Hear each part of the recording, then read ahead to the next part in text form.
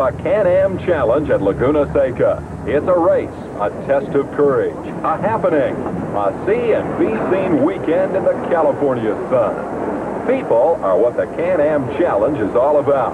Racing people, all kinds and sizes and shapes of people, gathered here in the Northern California hillsides to see the stars for sure, but also to share in the fun themselves, to perhaps live out a Walter Mitty race car fantasy, to show their heels to the field and take an imaginary checkered flag en route to a fantasy championship.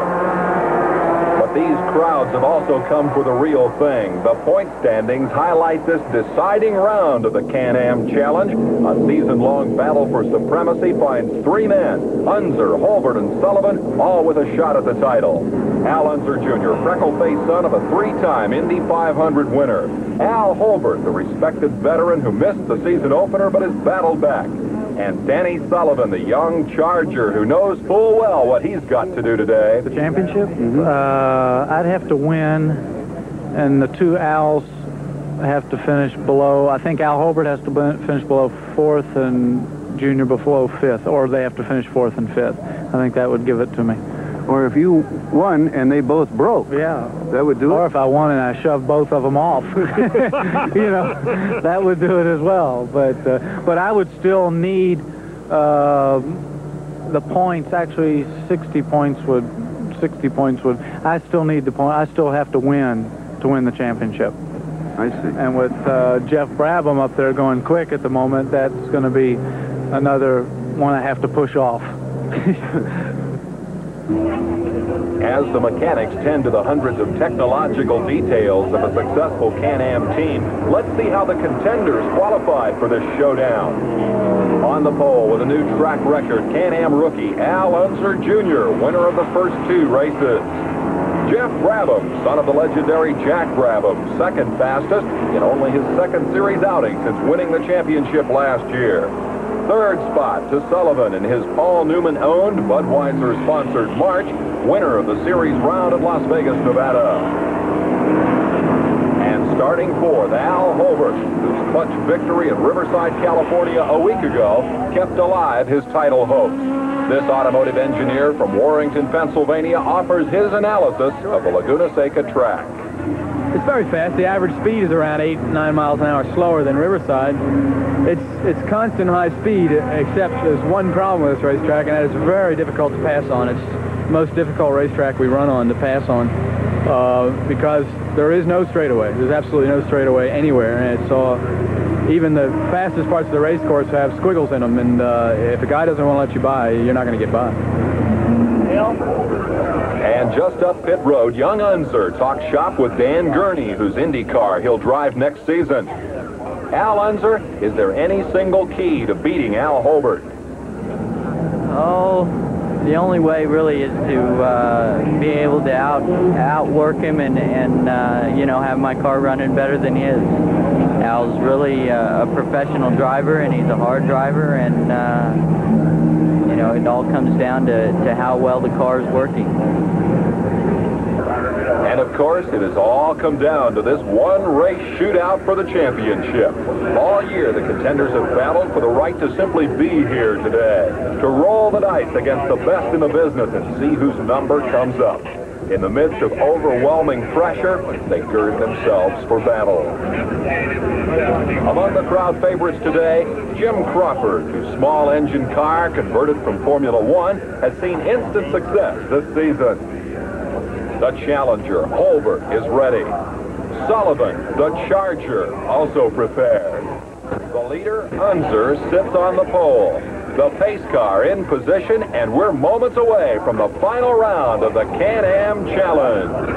Seca Raceway, Monterey, California, scene of the final round of the 1982 Can-Am Challenge. The pace car pulls away. The field prepares to move off on a scheduled 66-lap, 125-mile battle to decide the championship. This 9-turn course will be a stern test for the field, which lines up like this for the series finale. Remember that point leader Unser, Holbert, and Sullivan are the contenders. Sullivan must win the race to win the title, while Holbert must outpoint Unser today if he is to take the crown. Meanwhile, Bertil Roos has already clinched the championship in Can-Am's under 2-liter division, and he says that for the courageous, Laguna Seca is a flat-out test of skill. Oh yeah, it's very fast, and corner 1 and 2 is flat-out corners if you're tough and if you have a good car, but it's really difficult to go flat out, so there you have to fight yourself all the time in order to keep the gas pedal to the floor.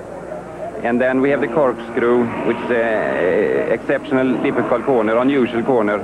It pulls off right down, and it's a very fast circuit. How's this track for passing, Bertil? I think it's the most difficult track all season to pass on. It's just about impossible. The guy in front must do a really serious mistake if you should have a chance to pass. With Unser and Brabham in the front row, Sullivan and Holbert close behind. The field funnels through turn 9, awaiting that flicker of green, and the Can-Am Challenge is on. The closest thing to a straightaway at Laguna is this rush to turn 1. Al Unser Jr. has grabbed the lead from Brabham, Holbert, and Sullivan.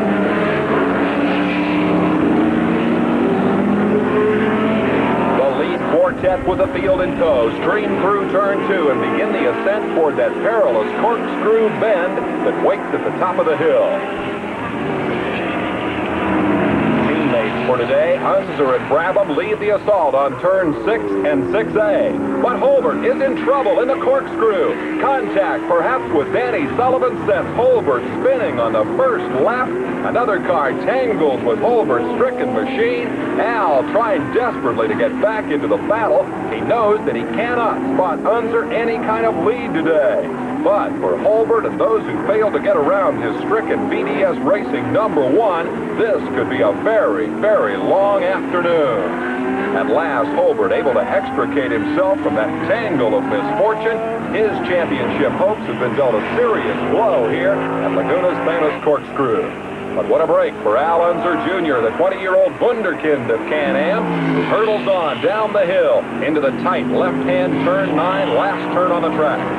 Unser leads his teammate Geoff Brabham, and he now provides a helpful buffer between Unser and his challengers as the Rick Gallas-owned cars hurtle on. From the back of the pack, a bruised but not yet beaten Al Holbert on track in his pursuit of the championship. Eddie Wachs is on pit road. His car lost its rear wing in that corkscrew shunt with Holbert. And here is third place Danny Sullivan, the Louisville, Kentucky campaigner whose problems inside the race car include a minor difficulty with his neck. Well, it's broken. But That isn't too bad as long as your head doesn't fall off. he says it's not much chance of it falling off. It's just a break, but my spine is a little bit out, as I gather are most people's, but because of the hammering that you take in the race car and the these stiff ground effects cars and all the loads, and we're getting through turns 2 and 3 down here at 165 miles an hour, and probably pulling a lead. It just finally said I've had enough, and it got a little stiff and tingling in my arm. So. Well, such problems might well douse the enthusiasm of a mere mortal, but not of a Can-Am stalwart like Danny Sullivan or Al Unser Jr., little Al, who uses every inch of racetrack to keep his challengers at bay. On the main straightaway, Al Holbert in the red #1 presses on. Meanwhile, the Eddie Wachs crew is about to replace that wing lost in Holbert's corkscrew tangle. Mike Allen's number 59 also showing severe body damage from that incident. He skitters around the racetrack. And for the moment, Laguna Seca belongs to a 20-year-old youngster following in the footsteps of a famous father. Al Unser Jr. leads this final round of the Can-Am Challenge.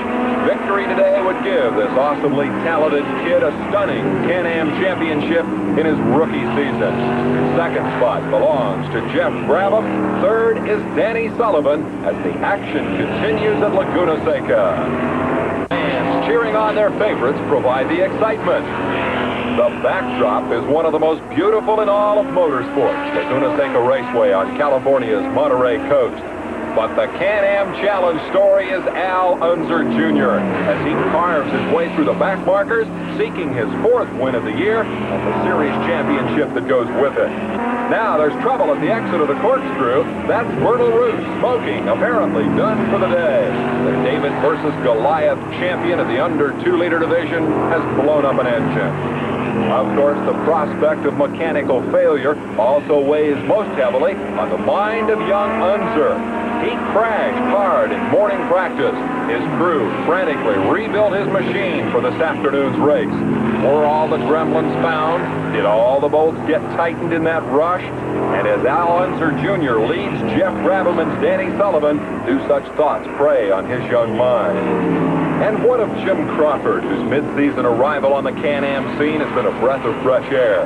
Crawford's car is known as a Formula One conversion, the type of machine in which Jim runs for the British Formula One Championship. In 3 Can-Am Series starts, Crawford has earned 3 top 5 finishes. That success has sparked great interest in this type machine as a Can-Am weapon of the future.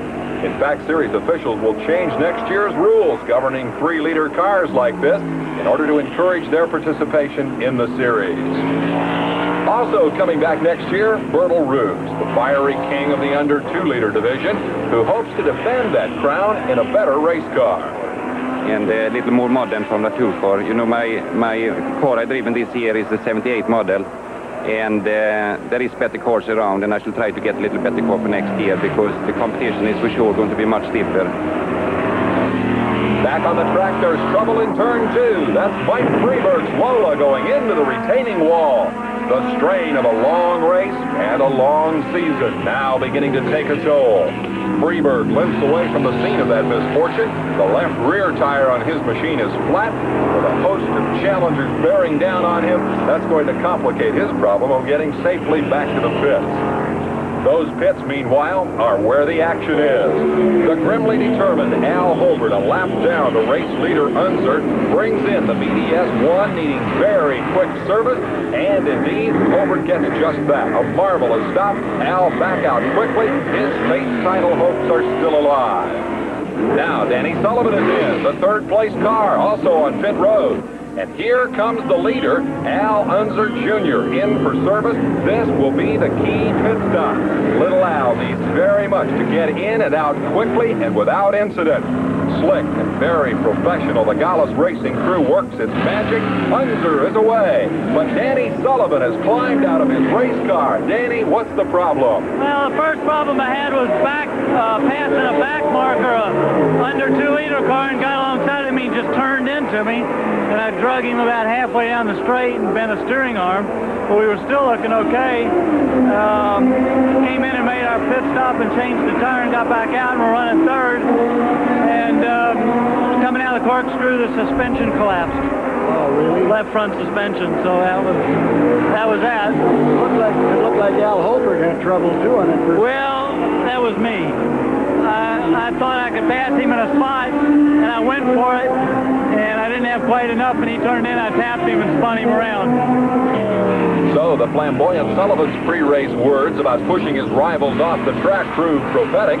Meanwhile, Sullivan's own downfall has removed another obstacle from the championship path of Al Unser Jr., a remarkably mature 20-year-old who certainly seems to understand what winning championships is all about. It takes money, of course. I think it takes a real good crew and a real good driver.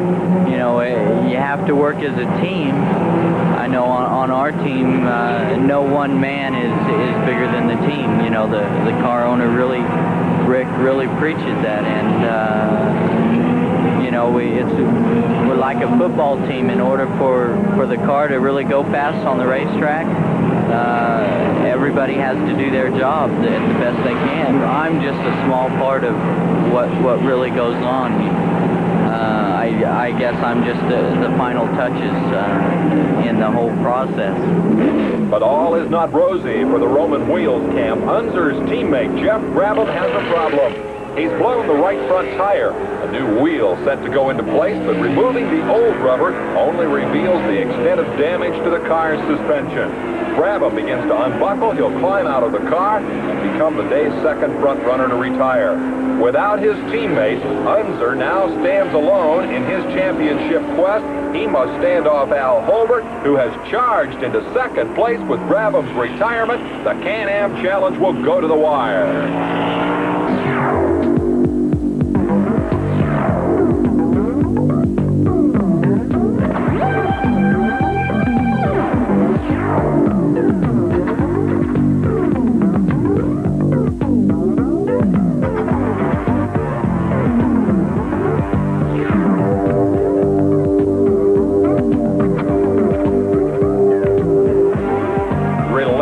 The Can-Am Challenge rushes toward its conclusion. Al Unser Jr., the front-runner, defending his lead against the onslaught of Al Holbert, who has battled back from his early misfortune to stalk the leader, and perhaps with a bit of racing luck to pull out the championship.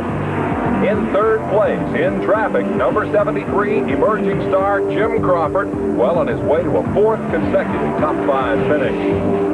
Throughout this 9-race campaign, the two Als have battled. Holbert has won 4 races, Unser 3. But Holbert missed the series opening round, forcing him to play catch-up.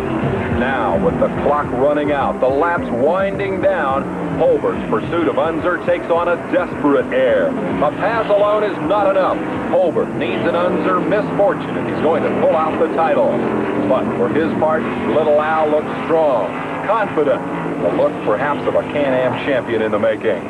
Third place Crawford holds that spot, will lock up a 5th place series ranking. Impressive for a man who drove just half the season. Al Unser Jr., 6 laps away from the championship, but there's trouble. John Graham has crashed. Holbert clips the wreck with his rear wing. That will be the fatal blow to Holbert's title hopes. Unser screams into the corkscrew. Holbert limps along behind, the wings dangling, the all-important aerodynamics of his car destroyed. In the wink of an eye, a great battle between 2 great competitors has abruptly ended. The cars are flagged off the track due to the Graham accident. John, by the way, is okay. Al Holbert's twice wounded racer limps to the pits. Al Unser Jr. wins the Can-Am Championship. The checkers fall on a silent field. The race completed after 60 of 66 laps. Holbert and crew performed marvelously, but came up short. Al Unser Jr.'s uncharacteristic walk to victory lane must certainly prompt thoughts of a family dynasty.